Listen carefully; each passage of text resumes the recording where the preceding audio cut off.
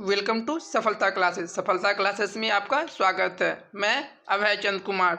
आज का जो टॉपिक है वो टॉपिक है साइंस। हम लोग साइंस से मोस्ट इम्पोर्टेंट एमसीक्यू को देखेंगे और यह चैप्टर है प्रकाश का परावर्तन। हम लोग प्रकाश के परावर्तन से जो भी इम्पोर्टेंट क्वेश्चन बन सकता है उसे हम एक एक करके देखेंगे। चलते हैं हम लोग क्वेश्चन नंबर 1 की तरफ। क्वेश्चन नंबर 1 में क्या कह रहा है? प्रकाश की किरण गमन करती है। तो प्रकाश की किरण मतलब किस तरह से गमन करती है? तो प्रकाश की किरण सीधी रेखा में गमन करती है। ऑप्शन नंबर ए सही हो जाएगा।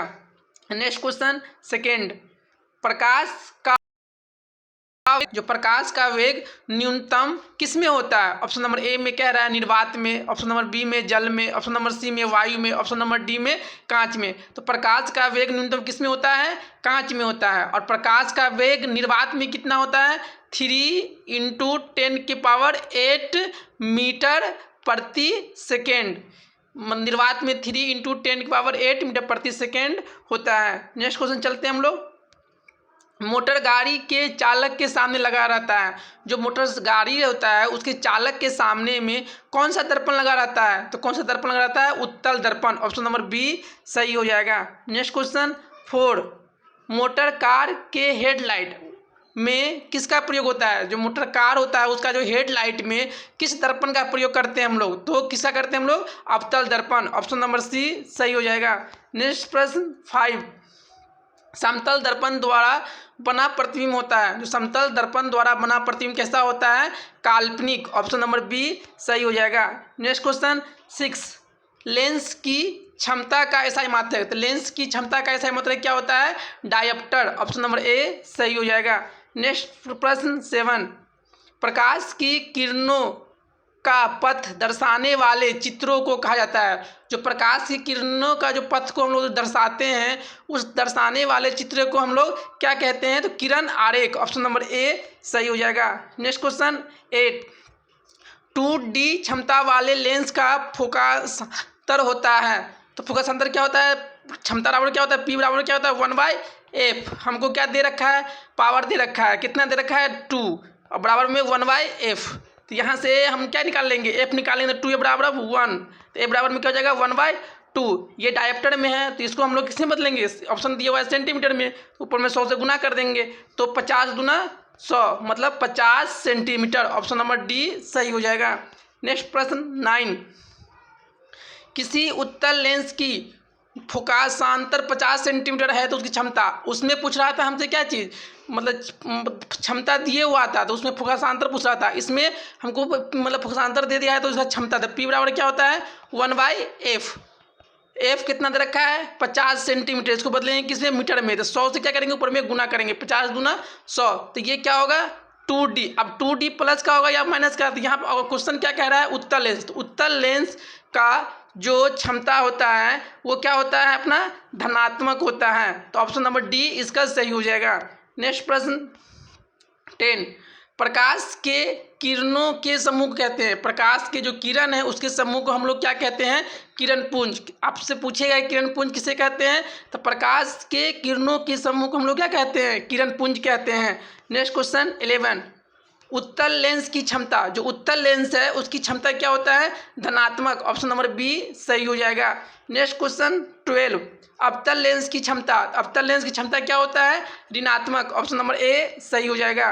नेक्स्ट प्रश्न 13, उत्तल लेंस को कहते हैं, जो उत्तल लेंस है उसे हम लोग क्या कहते हैं? अभिसारी लेंस। क्यों कहते हैं? उत्तल लेंस किसे कहते हैं? जो बीच में मोटा हो, किनारे में पतला हो, इसका जो बीच वाला बिंदु होता है उसे प्रकाश केंद्र कहते हैं। क्योंकि अभिसारी क्यों कहते हैं? ये सारे प्रकाश को क्या करता है? एक बिंदु पे लाके इकट्ठा कर देता है, इसलिए इसे हम लोग क्या कहते हैं? हम लोग अभिसारी लेंस कहते हैं। नेक्स्ट क्वेश्चन 14, अवतल लेंस को कहते हैं। तो अवतल लेंस को हम लोग क्या कहते हैं? अपसारी। मतलब अवतल लेंस क्या करता है? ये प्रकाश को फैला देता है। प्रकाश को क्या करता है? ये फैला देता है प्रकाश को, इसलिए हम लोग इसको क्या कहते हैं? हम लोग अपसारी लेंस कहते हैं। नेक्स्ट प्रश्न 15, निम्न में से कौन सा पदार्थ लेंस बनाने के लिए प्रयुक्त नहीं किया जा सकता है? ऐसा कौन सा पदार्थ है जिसका उपयोग हम लोग लेंस बनाने में नहीं करते हैं? जल का करते हैं, कांच का भी करते हैं, प्लास्टिक का करते हैं, लेकिन मिट्टी का उपयोग हम लोग कांच मतलब लेंस बनाने में उपयोग नहीं करते हैं। ऑप्शन नंबर इसका डी सही हो जाएगा। नेक्स्ट क्वेश्चन 16, किस दर्पण से हमेशा वस्तु से छोटा प्रतिबिंब प्राप्त होता है? ऐसा कौन सा दर्पण है उसमें वस्तु से छोटा प्रतिबिंब प्राप्त होता है? जो मान लीजिए जो वस्तु है उससे क्या होता है, छोटा प्रतिबिंब, तो वो दर्पण कौन सा है? उत्तल दर्पण में हमेशा कैसा प्रतिबिंब प्रतीत होता है? छोटा प्रतिबिंब। नेक्स्ट प्रश्न 17, किस दर्पण से वस्तु का बड़ा प्रतिबिंब बनता है? ऐसा कौन सा दर्पण है जिसमें बड़ा प्रतिबिंब बनेगा? तो अवतल दर्पण में बड़ा प्रतिबिंब बनता है। नेक्स्ट प्रश्न 18, प्रकाश के परावर्तन के कितने नियम हैं? प्रकाश के परावर्तन के 2 नियम। ऑप्शन नंबर बी सही हो जाएगा। नेक्स्ट प्रश्न 19, जब प्रकाश की किरण हवा से कांच में प्रवेश करती है तो मुड़ जाती है। मान लीजिए जब क्या कह रहा है, हवा, इधर हवा है और ऊपर में क्या है, कांच है, तो जब एक माध्यम से दूसरे माध्यम में जाती है प्रकाश तो क्या होता है, अपने रास्ते से वो विचलित हो जाती है। इस घटना को क्या कहते हैं? अपवर्तन कहते हैं। लेकिन क्या कह रहा है, हवा है क्या, विरल माध्यम, और कांच क्या है, सघन माध्यम। जब विरल से सघन में जाएगा तो ये क्या होगा, अभिलंब की ओर झुक जाएगा, मतलब अभिलंब की ओर क्या, अभिलंब के निकट। ऑप्शन नंबर बी सही हो जाएगा।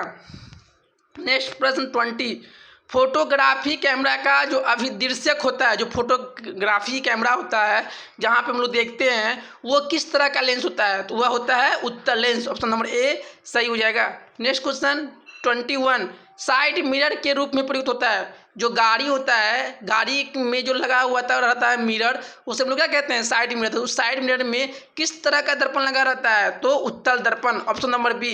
उत्तल दर्पण क्यों लगा रहता है? क्योंकि उत्तल दर्पण में प्रतिबिंब हमेशा कैसा बनता है, सीधा बनता है, इसीलिए हम लोग किसका उपयोग करते हैं, उत्तल दर्पण का उपयोग करते हैं। नेक्स्ट प्रश्न 22, एक अवतल दर्पण की फोकस दूरी 10 सेंटीमीटर है तो उसकी वक्रता त्रिज्या। अब देखिए फोकस दूरी और वक्रता त्रिज्या में क्या रिलेशन होता है? तो ए बराबर में क्या होता है, r/2।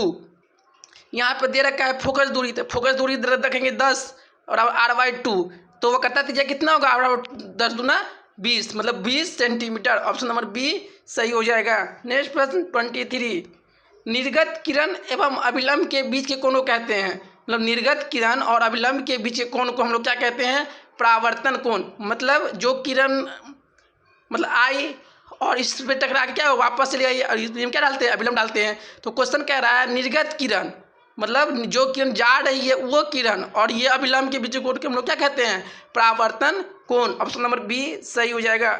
नेक्स्ट प्रश्न 24, सरल सूक्ष्मदर्शी में किसका उपयोग होता है? सरल सूक्ष्मदर्शी में हम लोग उत्तल लेंस का उपयोग करते हैं। ऑप्शन नंबर डी सही हो जाएगा।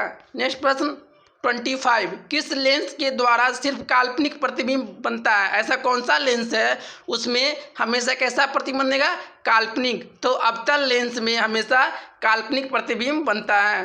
नेक्स्ट क्वेश्चन 26, परावर्तन के नियम से निर्धारित है। प्रकाश के परावर्तन के कितने नियम होते हैं? 2 नियम होते हैं।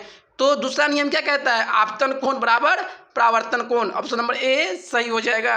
नेक्स्ट क्वेश्चन 27, काल्पनिक प्रतिबिंब होता है, जो काल्पनिक प्रतिबिंब होता है हमेशा कैसा होता है, सीधा होता है, और वास्तविक प्रतिबिंब हमेशा कैसा होगा, तो उल्टा होगा। नेक्स्ट प्रश्न 28, लेंस में मुख्य फोकस की संख्या कितनी होती है? तो लेंस में मुख्य फोकस की संख्या कितनी होती है, 2। ऑप्शन नंबर ए सही हो जाएगा। नेक्स्ट क्वेश्चन 29, सर्च लाइट का परावर्तक सतह होता है, जो सर्च लाइट होता है उसका परावर्तक सतह कैसा होता है, तो अवतल दर्पण तरह होता है। नेक्स्ट प्रश्न 30, दाढ़ी बनाने में कौन सा दर्पण का, जो हम लोग दाढ़ी बनाते हैं तो उसमें हम लोग किस दर्पण का प्रयोग करते हैं, तो अवतल दर्पण का। हम लोग इस वीडियो के माध्यम से मोस्ट इम्पोर्टेंट 30 MCQ को देखे हैं। आप लोग क्या करें, इस सारे क्वेश्चन को एक कॉपी पे लिख कर नोट बनाएं ताकि आपको रिवीजन करने में प्रॉब्लम नहीं होगा।